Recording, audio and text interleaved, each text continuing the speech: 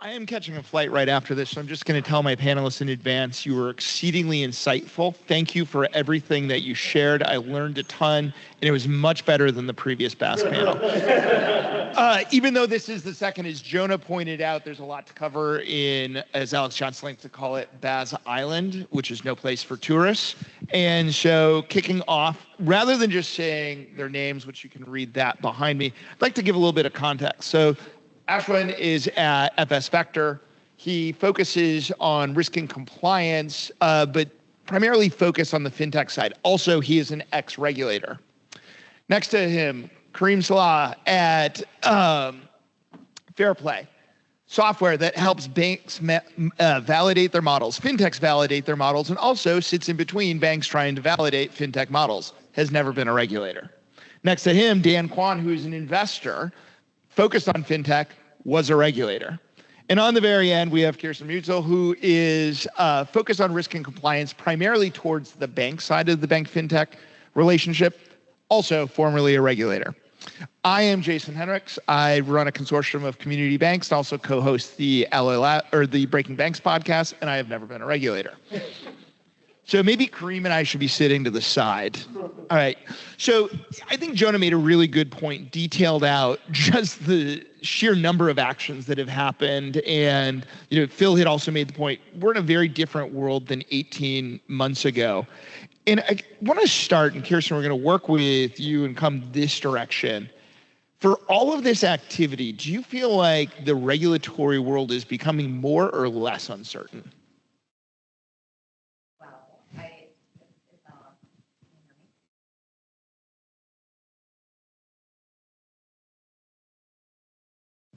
Okay, now I think it's on. So we've heard a lot, actually. There's my view, and then there's the views that have been expressed over the last 2 days, or this is almost the second day.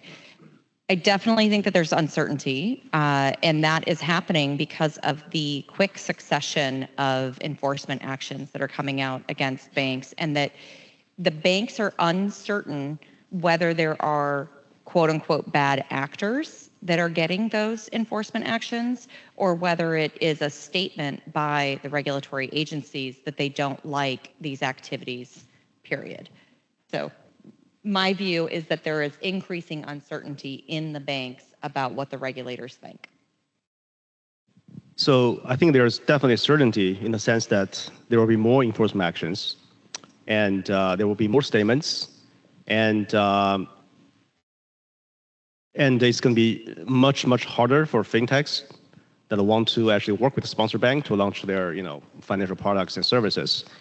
On the uncertainty side, I think definitely I don't know how many enforcement actions, and Jonah has been doing a great job tracking all these enforcement actions. Every time there's a new one, there's a LinkedIn post quickly coming up telling us how many banks got slapped on the face or on the wrist, and the areas that they have run afoul with the regulations.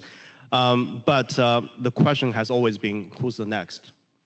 And also with a bunch of proposals, the RFI outstanding on the core deposits, on the ledger issue, and we just do not know. And obviously with the election in 2 weeks, we do not know where the regulatory regime is going to move in the next few weeks or for months.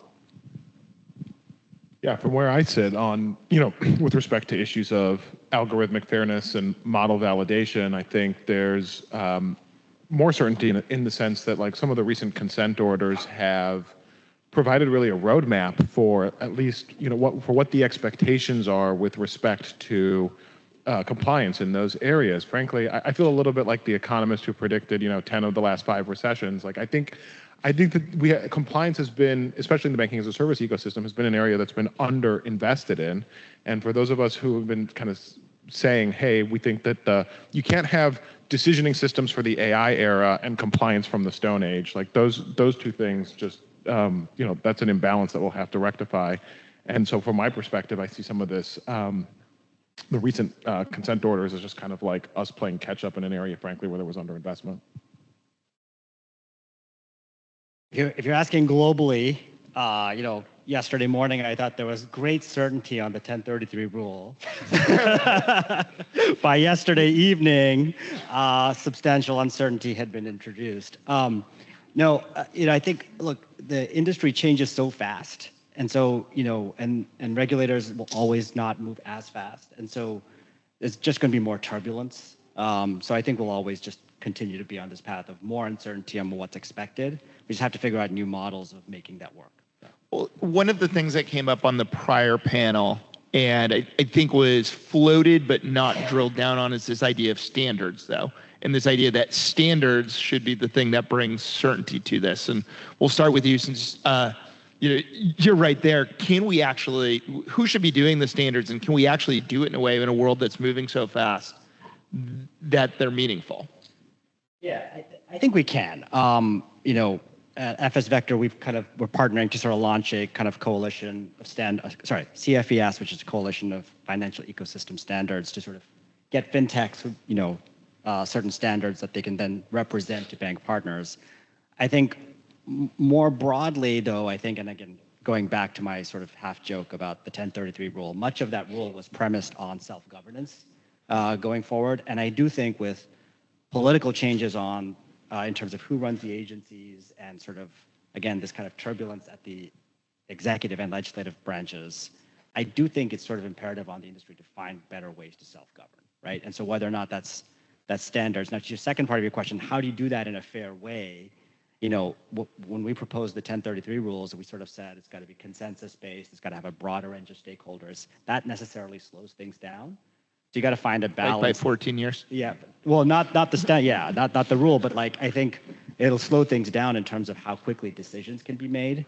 But I think we might be moving into a phase where even the most diverse industry-led groups of standard setters may still be faster and more stable, right, than a regulator. Either a regulator will be fast. If they're too fast, they'll get turned around.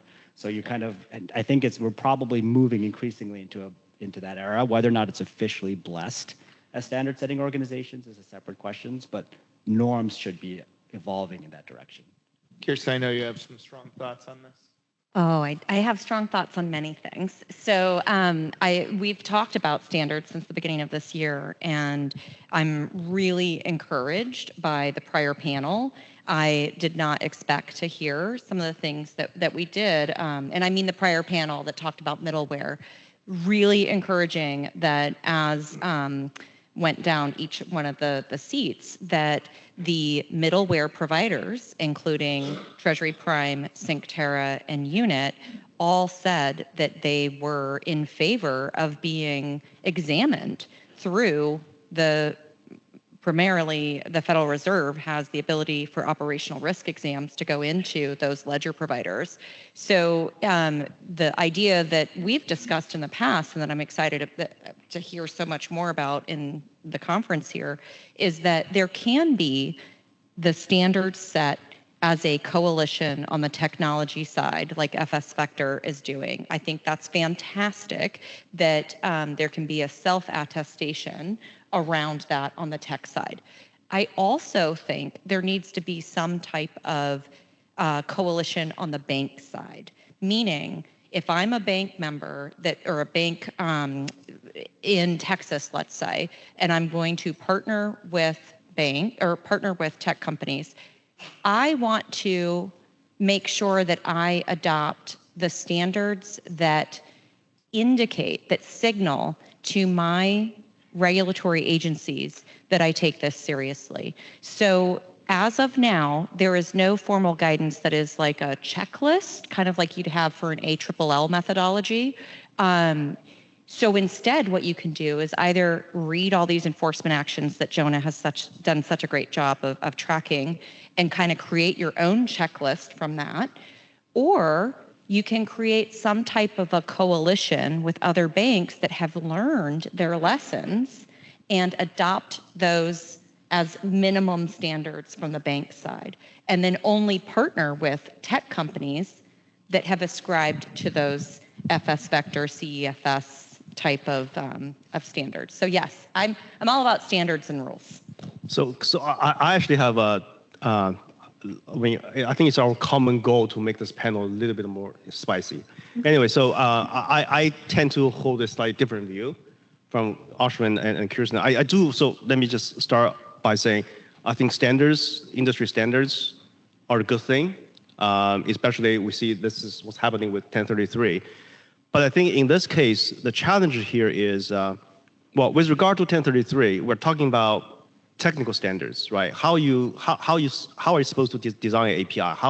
How does the OAuth work? So that stuff I think it's the government will suck at, right? It should have the private industry, the technologists to really write specs and that they evolve over time.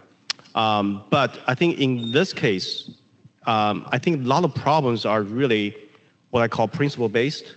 So there's definitely an aspect of the technological aspect which I think the industry can adequately address through various initiatives, banks and fintechs and middleware companies. But I think there's sort of this principle-based area where we often see in third-party risk management guidance from the prudentials.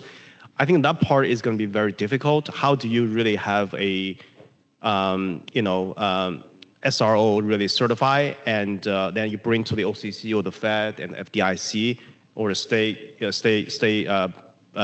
bank commissioner and say, hey, we have checked all the boxes and I think we're good.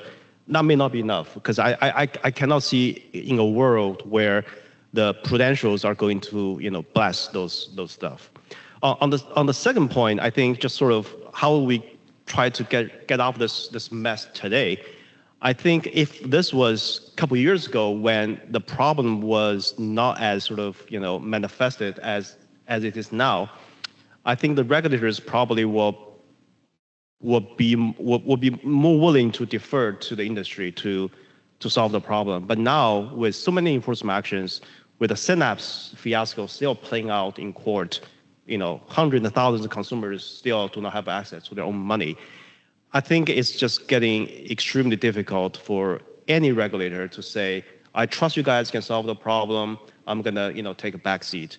And I think I'm saying this regardless the outcome of the election. We ended up with our coalition of banks, right? Within Alloy Labs, we have a Banking as a Service Center of Excellence. We ended up at principles over standards for the reason you just described. Also because we had 28 banks and you couldn't get them to agree who actually had set the standard because they all think they have the standard. Right.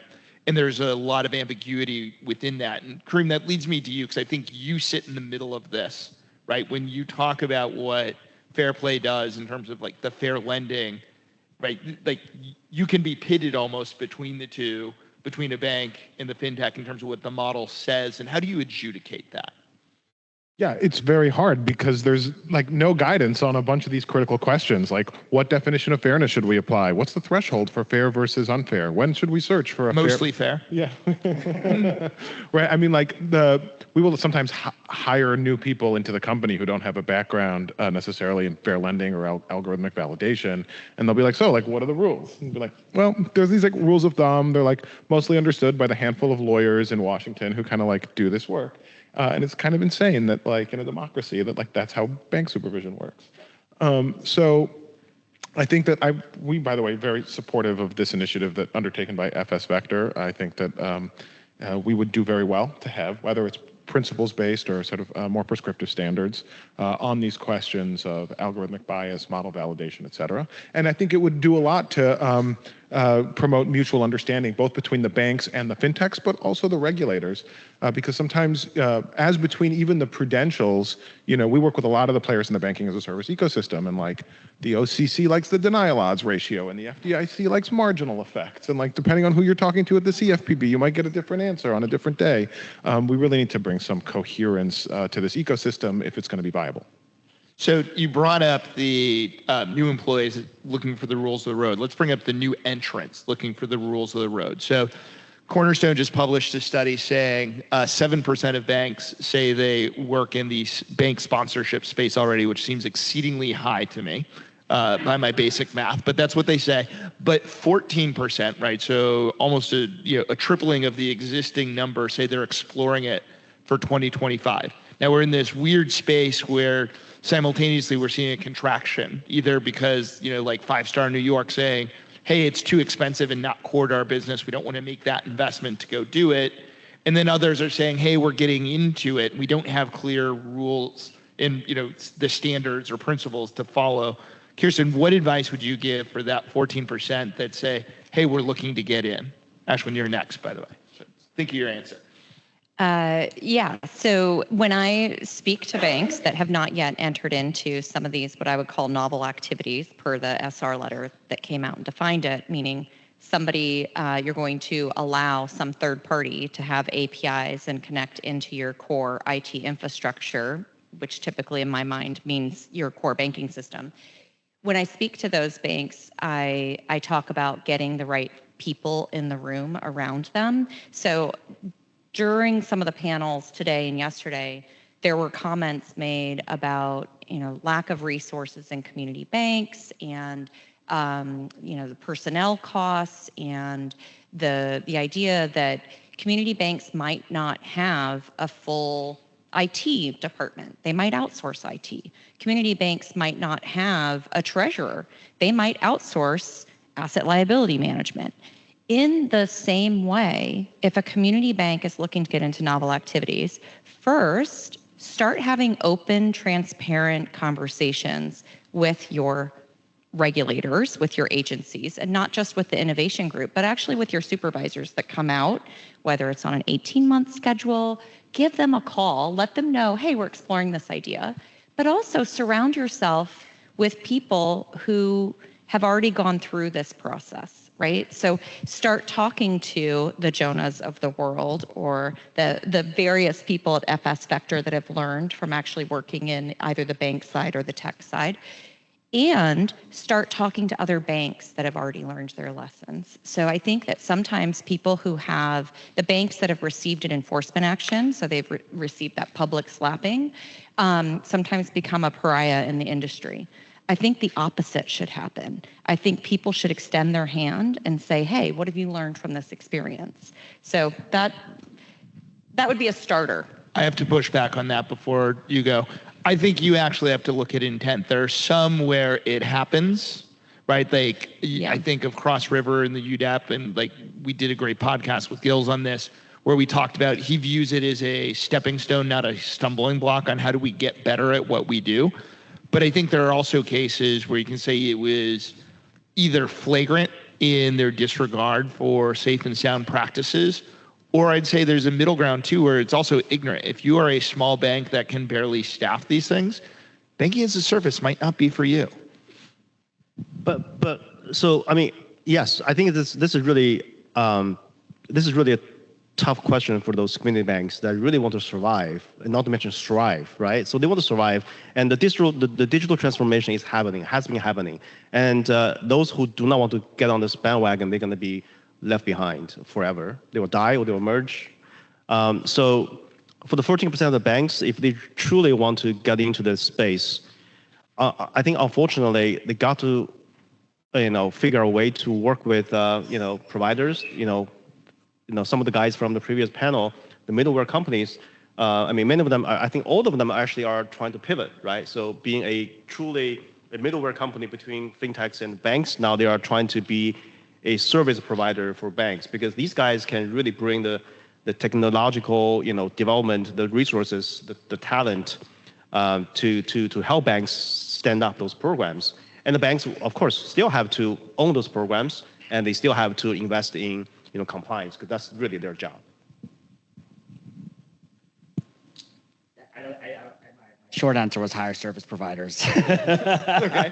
But I mean, I agree with everything that was said. I mean, I'm pretty recent from leaving kind of government, right? And so, I think kind of just to pivot the conversation a little bit and building on what Dan said, I mean, I think like we need the regulators, it's apparent to me kind of coming out of government, we probably need better ways of going deep into some of these technology solutions that enable small banks to sort of be compliant. I think so Dan and I spent some time in the early days of the CFPB starting up, and Dan really ran it, Project Catalyst, which I think probably was the first kind of regulator innovation office. And really went out and engaged with fintechs and at the time. And I was kind of asking Dan at lunch, are we at a space now where, that office was structured at the front office of the agency.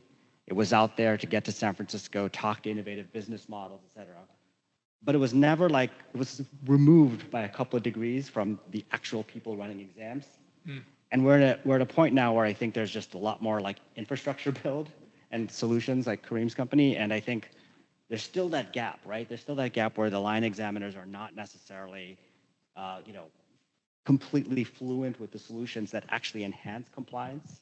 And so, is it time for regulators to be in that position where I think you have better, maybe sort of offices that are really much more reg tech focused or whatever, but understanding that, because the more you can get into the solution providers and understand their robustness, then that gives you leverage on the examination front. So just kind of building off on that. So we so Jason, so I just want to maybe add one point. So obviously, your question was about the 14%, right? But even for the 7%, those are the guys who actually have been doing this for years or even more than decades. So they're supposed to know their game, but some of them still do not know the game at all, or just know part of the game, not all the game. And I think just like the solution for this 14%, I think there's definitely a strong need for these 7% of the banks to really reach out to companies like FairPlay to really help them shore up their compliance lapses in certain areas. That's just inevitable. Banks cannot just do everything on their own, especially in this DNA age where everything is so digital, and we're not talking about AI yet, because that's going to be for the next panel. So you really need to do these kind of advanced technologies to really solve these problems at a much larger scale and more effectively. And I want to jump in now and combine some of these thoughts. So Jason, you challenged me on my thinking about resources and community banks having maybe some gaps that they outsource some of these activities. And I guess where I'm thinking about this is it ties back into this theme of banks are pretty good generally at things like credit risk management. Community banks in particular might know how to make a commercial loan and to manage that type of credit risk pretty well. They may not have in-house in that moment when they're starting to explore doing an activity like partnering with a tech company, they might not have an IT person who's more of a product manager than an infrastructure person.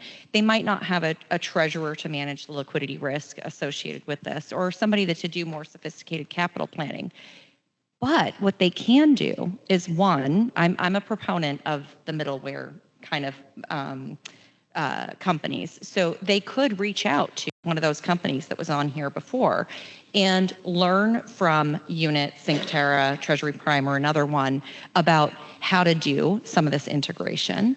And they, over time, as they partner and they build the programs, they invest more on those in-house resources. So day one, they might not need to hire an entire team of 20 people that are in-house in this department. But over time, as they test, as they learn, as they realize that maybe this is a viable business line for them, then they start hiring. And I think therein is the problem, that some of these banks got into this, grew the business line exponentially, and did not hire in alignment with that growth. Yeah. Kareem, can you build on this? Because I think in some sense you act like a middleware, but really around model validation. And I'm going to guess you have some banks that are very sophisticated and you are a tool that they just automates and gives them better data and transparency to what they want to do. But in other cases, you're coming in and they don't have that set of resources like Kirsten was just describing. It feels like there's got to be some minimum threshold. When you come into one of those banks that doesn't have capacity already, what does that minimum look like, and how does that scale? Yeah, it's a great question. I mean, we have everyone from top 20 financial institutions to fintechs who are using complex machine learning models and pushing new data sources and pushing new models all the time, to tiny little teeny fintechs who only have rules for underwriting. And the thing that we see is that the thing that many of these folks need the most are technical tools for non-technical people to be able to make judgments about whether these models, whether these data sources, whether some of these other decisioning systems, whether it's fraud detection systems, identity verification systems, et cetera, that they may source from a third party. They need technical tools for non-technical people to quickly make judgments about whether or not those systems pose a threat either to the safety and soundness of their institution or to the customers that they serve. I do think that compliance departments, especially in the banking as a service ecosystem, are just going to have to get more technically literate. I don't see any way around that, but I agree with Kirsten that companies like ours and others can be a kind of bridge to help them build capacity over time. Judgment requires experience, though. And so when we come in, and Dan and Ashwin would love for you to opine, when we come into these doing new things, whether it is the fintech or the bank doing new things, how do you supplement? You can have middleware, you can have FairPlay, but how do you substitute judgment if it's not something they've done before and they're trying to scale it? Ashwin's answer is hire FS Vector. I honestly do not know the answer. I feel like, if you, I mean, Jason, I think I've read some of your writings before. So if you really want to enter into banking and service as a business, you got to be prepared. And you got to be prepared for, have a bigger budget and really have, the right people at their jobs and doing the right things. And if you don't have the experience, there's so much like, FS Vector of the world and the FairPlay of the world can help you with some of the tasks. But at the end of the day, the bank is bearing all the responsibilities. And anything goes wrong, your bank is on hook. So it's really like when I hear like the bank just doesn't have the, use your word, judgment, the people with the right judgment to do these tasks, then maybe, the answer should be, maybe you shouldn't do it. Maybe you should do it. You should wait until you have the right people, you have hired the right people to do the work before you can actually enter the space. Still, there's plenty of support out there if you're willing to pay, right? There are good tools out there, good consultants there to help you. But at the end of the day, it is your job. So, go ahead. Well, and going back to kind of the structure of regulators, right? Like banking as a service exists because of a kind of an odd gap in our system, right? I come from the CFPB, so one of the odder things when I left was, in some ways the CFPB is exempt from supervising sub $10 billion banks, which is exactly where a lot of the banking as a service activity is. And the way we would see things at the Bureau is like, well, if you have a large company touching 10 million customers, you go and supervise that company, right? Mm-hmm. And so banking as a service obviously has driven a lot of innovation. It makes a good way for innovative companies to access the banking system, and the banking system offers many, many privileges, including the payment system and a bunch of other things. But fundamentally, and this I think goes to that talent question, if you have fintechs that say the product team is very sophisticated, driving, onboarding, and is embedding like their CIP program into that process, they are the best positioned to be sophisticated enough to understand all the attendant risks and manage that while they're driving growth, while they're driving product. And I think that the regulator should ideally, and I know we architect everything without Congress, but ideally the regulator in some form would have a direct conversation with that company, because that's where the sophistication is. And that's also where the best ability probably to manage some of those risks.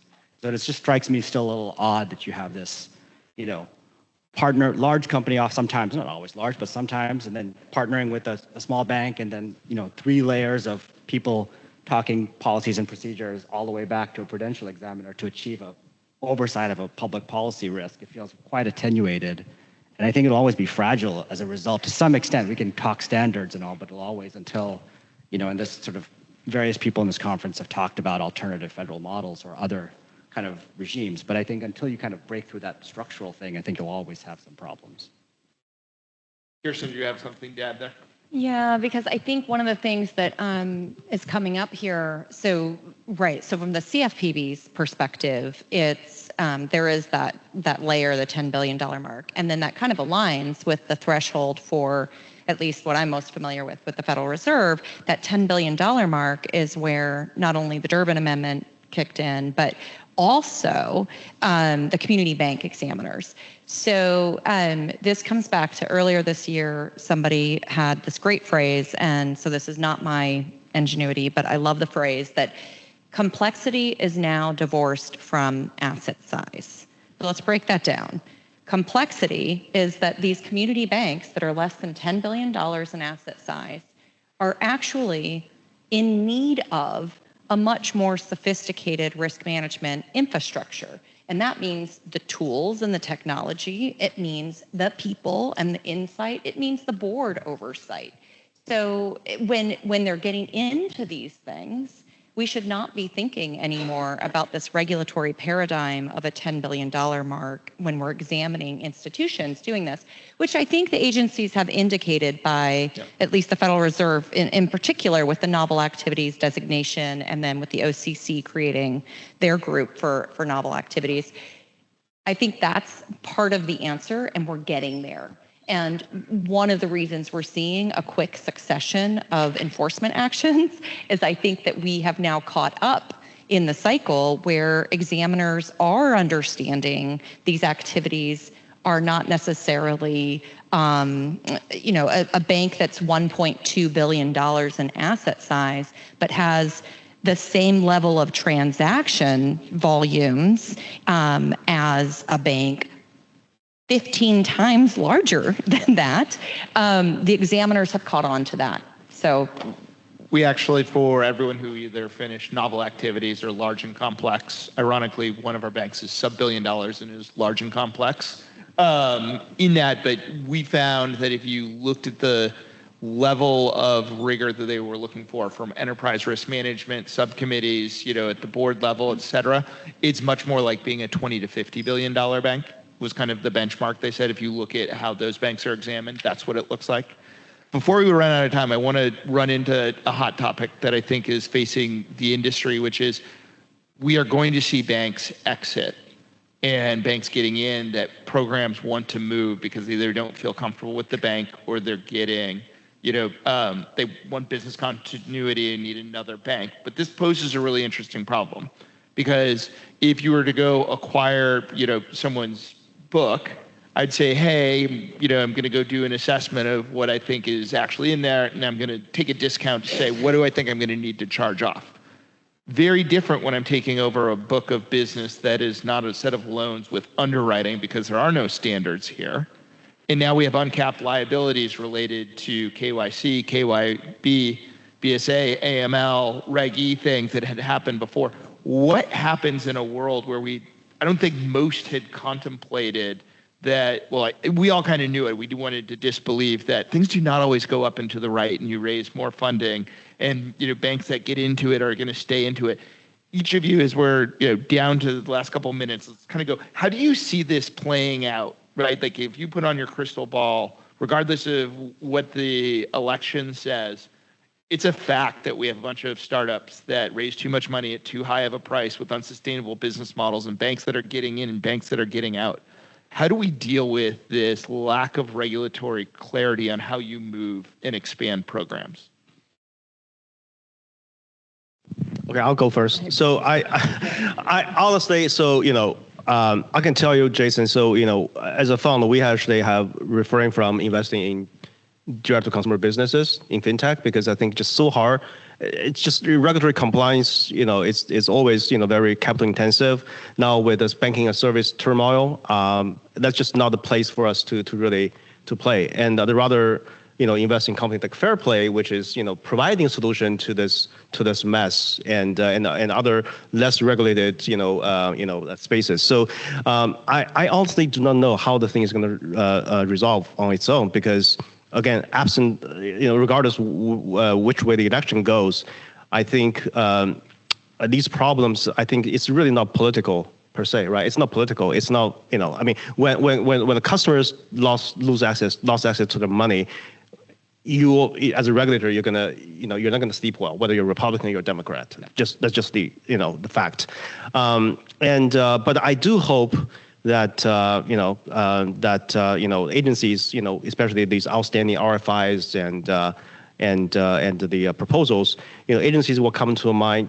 At least the way I look at it is, my biggest concern is as an investor that we're going to throw baby out with the bathwater, right? So I think 10 years, we're more than 10 years into this fintech boom, right? So there's a reason for fintech to exist today. There are millions and millions of consumers who are not well served by the existing banking industry, and they seek a credible alternative. So we got to find a way to really support that. And again, I'm not giving a specific solution, but I do think there's some of the rules proposals. Obviously, we don't have a chance to talk about. I strongly personally disagree with. I think we hope we can drop those things and really come to senses that if we ever come out with some kind of new regulation or some kind of a public-private partnership, let's try to find some middle ground so that fintechs can still offer products and services. Kirsten? So I think about this in terms of probabilities of success from the outset. And I know Dan and I have had some of these conversations in the past. When you invest in a seed stage startup, you kind of know there's a very slim possibility it's going to make it all the way through, even past a Series C, let alone going public. So there are some technology companies out there that are partnered with banks that probably just aren't going to make it, and they shouldn't make it because they don't have a viable business model. So if they haven't been able to get traction and they are not able to find a new bank partner, that's a statement about the company itself. And then there are other programs that are moving around out there due to the issues with their current bank partner, and they're really viable, and they've shown incredible traction in the years that they've been partnered with their bank. And those are programs that should probably have a second or a third partner bank anyway. So I think those are going to go on and do pretty well because they're going to have an open kimono, they're going to show what's inside, and I think they'll go on to do their business model for more years. I agree with that. I think we're headed for a future of fewer partner banks and fewer fintechs, but the remaining entities will be stronger. And the best institutions in this environment are going on offense. If you look at Coastal, if you look at Pathward, if you look at Matt McKellis at Emprise Bank, these are all folks who are now doubling down on their management of operational and compliance risk because they see an opportunity to take share and come out of this stronger on the other side. Exactly the same. I mean, all of these kind of crises or crackdowns or however you want to kind of frame them typically end up with the players that have greater competencies in operational and risk and management and compliance, and then consolidation, and that creates competitive advantage, but also creates that moat. So you tend to have greater concentration of more sophisticated players. I'm thinking about the mortgage industry evolved after the crisis, and so I think you'd probably over the long run see some. Well, fantastic. Thank you all for joining and the enlightening conversation.